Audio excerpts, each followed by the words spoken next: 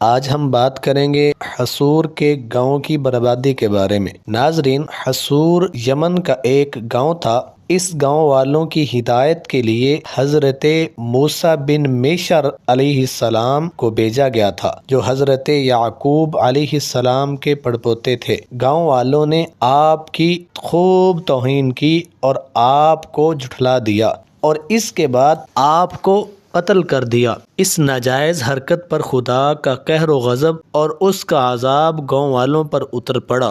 گاؤں والے طرح طرح کی بلاؤں میں گرفتار ہو گئے، یہاں تک کہ بخت نصر کافر و ظالم بادشاہ اس گاؤں پر مسلط ہو گیا اور اس نے نہایت ہی بے دردی کے ساتھ پورے گاؤں کے تمام مردوں کو قتل کر دیا۔ وہ مرد جنہوں نے حضرت عیسیٰ بن میشا کو قتل کیا اور اس گاؤں کی تمام عورتوں کو گرفتار کر کے لونڈی بنا لیا اور اس گاؤں کی اینٹ سے اینٹ بجا دی۔ جب شہر میں قتل عام شروع ہوا تو گاؤں والے بھاگنے لگے۔ اس وقت فرشتوں نے بطور مذاق کے کہا کہ اے گاؤں والو، مت بھاگو، اپنے گھروں میں اپنے مال و دولت کو لے کر آرام اور چین کی زندگی بسر کرو۔ کہاں بھاگ رہے ہو؟ ٹھہرو، یہ انبیاء کے خون ناحق کا بدلہ ہے جو تمہیں مل رہا ہے۔ آسمان سے ملائکہ کی یہ آواز پورے کے پورے گاؤں میں آتی رہی اور بخت نصر کے لشکروں کی تلواریں ان کافروں کے سر اڑاتی رہیں۔ جب گاؤں والوں نے یہ منظر دیکھا تو اپنے گناہ اور اپنے جرموں کا اقرار کرنے لگے، مگر ان کی آہ و زاری اور گریہ و بے قراری نے ان کو کوئی بھی نفع نہ دیا۔ گاؤں میں ہر طرف خون کی ندیاں بہہ گئیں اور سارا کا سارا گاؤں تہس نہس ہو گیا۔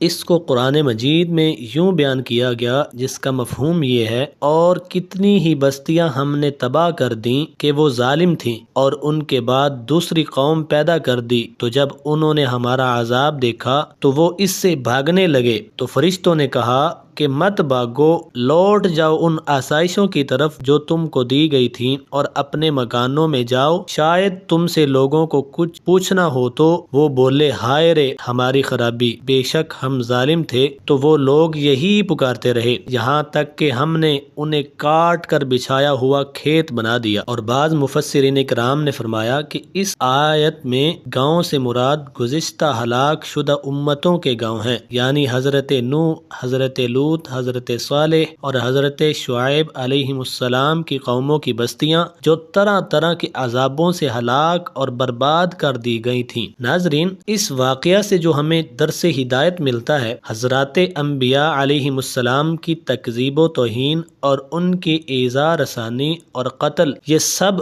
بڑے بڑے وہ جرم عظیم ہیں کہ خداوند قدوس کا عذاب ان لوگوں پر ضرور بھی ضرور آتا ہے۔ چنانچہ قرآن مجید گواہ ہے کہ بہت سی بستیاں انہی جرموں میں تباہ و برباد کر دی گئیں۔ امید ہے کہ آپ کو ہمارا آج کا ٹاپک بہت ہی اچھا لگا ہوگا۔